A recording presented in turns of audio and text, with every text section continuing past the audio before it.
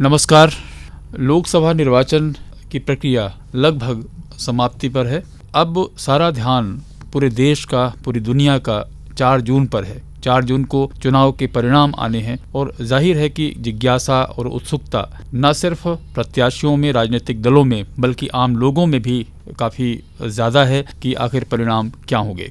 जिस तरह से इतने बड़े निर्वाचन की प्रक्रिया को संपन्न करना एक बड़ी चुनौती होती है, उसी तरह से जो ये एक तरह से कहें कि इस पूरी प्रक्रिया का जो एक निचोड़ है, जो परिणाम का दिन होता है, परिणाम है, जो गणना होती है, मतगणना होती है, वो भी एक बड़ी महत्वपूर्ण और बड़ी चुनौती से भरी हुई पूरी प्रक्रिया होती है। मध्य प्रदेश मतगणना के लिए किस तरह से तैयार है, इस विषय पर हम बातचीत करेंगे। हमारे साथ हैं मुख्य निर्वाचन पदाधिकारी मध्य प्रदेश श्री अनुपम राजन जी। राजन साहब, बहुत बहुत स्वागत है आपका। धन्यवाद। चुनाव ठीक ठाक और काफ़ी अच्छे तरीके से मध्य प्रदेश में 4 चरणों में संपन्न हो गए। अब 4 जून को मतगणना का दिन है। मतगणना, जैसा हमने कहा, कि काफ़ी महत्वपूर्ण एक चरण है पूरी प्रक्रिया का। किस तरह से तैयार है मध्य प्रदेश? देखिए, मतगणना को लेकर के सारी तैयारियां पूरी कर ली गई हैं। हम जानते हैं कि काउंटिंग 4 तारीख को है, 4 जून को है। सुबह 8 बजे से काउंटिंग शुरू होगी और ये काउंटिंग 52 जिला मुख्यालयों पे होगी। 52 जो डिस्ट्रिक्ट हेडक्वार्टर्स हैं उन पे काउंटिंग होगी। काउंटिंग को लेकर के जो काउंटिंग स्टाफ, जो काउंटिंग पर्सनल हैं, उनकी ट्रेनिंग हो गई है।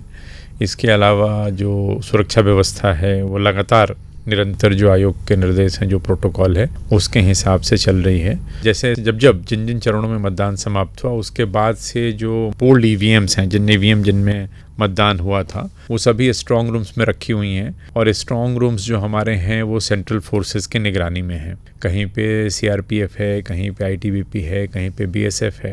एक प्लाटून हर उस जगह पे है जहाँ पे स्ट्रांग रूम है। और स्ट्रांग रूम हमारे 52 जिला मुख्यालयों पे हैं। वहाँ पे हम लोगों ने पॉलिटिकल पार्टी के जो लोग होते हैं उनके लिए एक स्क्रीन भी बाहर हम लगाते हैं। और जो सीसीटीवी कैमरा होता है जो स्ट्रांग रूम की निगरानी का, उसकी हम लाइव फीड लगातार 24 घंटे देते हैं। कहने का तात्पर्य मेरा ये है कि ये स्ट्रांग रूम भले अंदर पॉलिटिकल पार्टी के लोग नहीं हैं, लेकिन बाहर से स्ट्रांग रूम की व्यवस्था को वो देख रहे होते हैं कि उसमें कहीं कोई दिक्कत नहीं है, कहीं कोई लापरवाही नहीं है। और round the clock central forces की निगरानी में होता है। वो प्रतिदिन 2 बार उसका स्ट्रांग रूम का निरीक्षण कलेक्टर या जो आरओ या डीओ जो भी हैं जहाँ पे, वो लगातार कर रहे हैं। स्ट्रांग रूम को लेकर के कहीं कोई समस्या नहीं है। और पूरा स्ट्रांग रूम और जो परिसर है वो सीसीटीवी कैमरे की निगरानी में है। और वो पॉलिटिकल पार्टीज़ के जो प्रतिनिधि हैं वो भी उसको देख रहे हैं, उनकी भी उसमें सहभागिता है, उनकी उपस्थिति है। काउंटिंग की सारी तैयारियां हो गई हैं 52 जिला मुख्यालयों पे। काउंटिंग के दिन जो सुरक्षा व्यवस्था होती है 4 तारीख को, वो 3 लेयर की सिक्योरिटी होती है, 3 टियर सिक्योरिटी होती है। सबसे जो बाहरी एरिया होता है वो डिस्ट्रिक्ट की जो पुलिस फोर्स है वो उसको नियंत्रित करती है, उसको देखती है। वहाँ पे एग्जीक्यूटिव मजिस्ट्रेट्स की ड्यूटी होती है।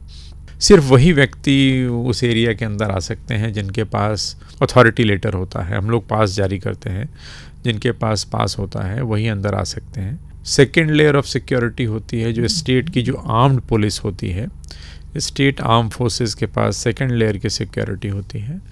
थर्ड लेयर जो है, जो इनर मोस्ट कॉर्डन है, जो काउंटिंग हॉल है, उसके बाहर वो सेंट्रल फोर्सेस जो होती हैं उनकी सिक्योरिटी, उनका सिक्योरिटी कवर होता है। तो बहुत चाक चौबंद और काफ़ी स्ट्रिक्ट सिक्योरिटी होती है। सिर्फ वही लोग अंदर आते हैं जो काउंटिंग से जुड़ा हुआ स्टाफ है और जो काउंटिंग एजेंट्स हैं, प्लस मीडिया के वैसे हमारे साथी जिनको अथॉरिटी लेटर या पास जारी हुआ है वो आते हैं। हर काउंटिंग सेंटर पे हम लोगों ने मीडिया कक्ष बनाया हुआ है, कम्युनिकेशन के लिए एक अलग कक्ष बना हुआ है।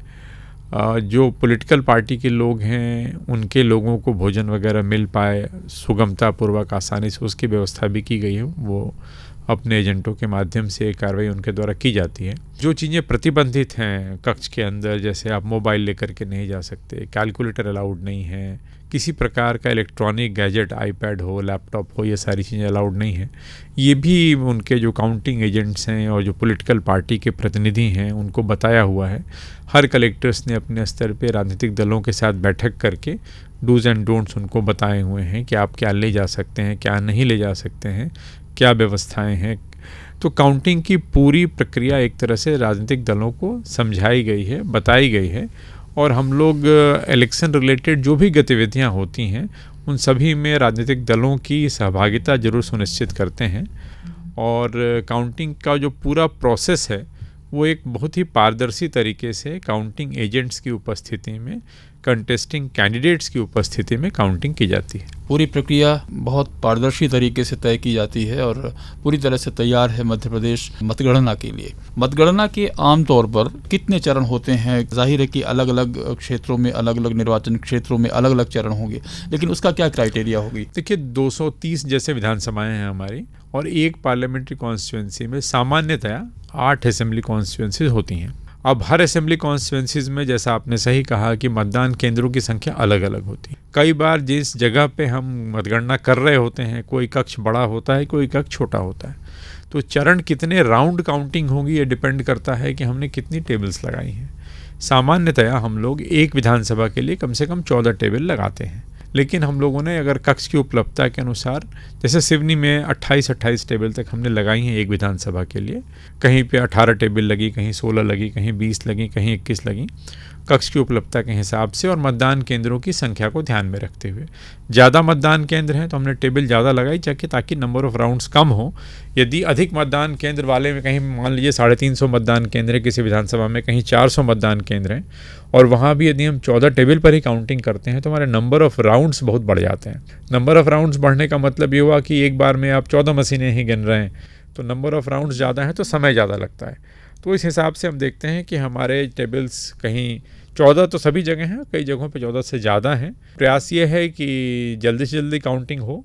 तो चरण अगर आप देखेंगे तो अधिकतम जो मुझे लगता है 22 चरण अधिकतम है और न्यूनतम 12 या 13 राउंड्स हैं। जो पहला परिणाम है, आपको क्या लगता है कि कब तक, कितने घंटे बाद हम उम्मीद करें? मुझे लगता है कि दोपहर के बाद जी, मतलब 3 बजे तक परिणाम काफ़ी कुछ स्थिति आपको स्पष्ट हो जाएगी। जब कोई विवाद की स्थिति होती है मतगणना में, तो उसके निराकरण के लिए क्या व्यवस्थाएं होती हैं? निर्वाचन आयोग किस तरह की वहाँ पर व्यवस्थाएं तय करता है? देखिए, ये पूरी जो काउंटिंग है इसमें 116 हमारे ऑब्जर्वर्स हैं जो इलेक्शन कमीशन ऑफ इंडिया से अपॉइंटेड हैं। 230 विधानसभाएं, यदि में 29 पार्लियामेंट्री कॉन्स्टिट्यूंसीज 230 विधानसभाओं से बनी है। 230 विधानसभा में यदि आप 116 ऑब्जर्वर्स देखते हैं तो औसतन लगभग प्रति 2 विधानसभा पे एक सेंट्रल ऑब्जर्वर है। इसके अलावा वहाँ पे रिटर्निंग ऑफिसर होते हैं। तो कहीं भी यदि कोई विवाद की स्थिति बनती है या कहीं कुछ कन्फ्यूज़न क्रिएट होता है तो ऑब्जर्वर्स हैं वहाँ पे, और जो रिटर्निंग ऑफिसर हैं वो मिलकर उसका निराकरण करते हैं। मशीनों में, चूँकि काउंटिंग मशीन से होती है और मैनुअल कुछ भी नहीं है, पोस्टल बैलेट को छोड़ दें तो मुझे लगता नहीं है कि इसमें कोई बहुत ज़्यादा विवाद की स्थिति होती है, चूँकि मशीन का बटन दबाते हैं और आपको परिणाम कैंडिडेट वाइज प्राप्त होने लगता है कि किस कैंडिडेट को कितने वोट मिले हैं। तो बहुत ज़्यादा इसमें मैं ऐसा देखता नहीं कि कोई कन्फ्यूज़न या कोई विवाद की स्थिति होगी। जब परिणाम घोषित हो जाते हैं उसके बाद जो राजनीतिक दल या जो विजेता प्रत्याशी है जो जुलूस निकालते हैं, उसके लिए भी भारत निर्वाचन आयोग के कुछ दिशा निर्देश हैं जिसके हिसाब से वो ऐसा कर सकते हैं? नहीं, हम लोग इस पे लगातार नज़र रखते हैं। कई बार पूर्व का अनुभव यह रहा है, कई बार कंट्री में कई हिस्सों में और स्टेट में भी कई बार, कि विजय जुलूस हार जीत कई बार उसको बहुत पर्सनल लेवल पे लोग ले लेते हैं और कई बार स्थितियाँ थोड़ी ख़राब हो जाती हैं।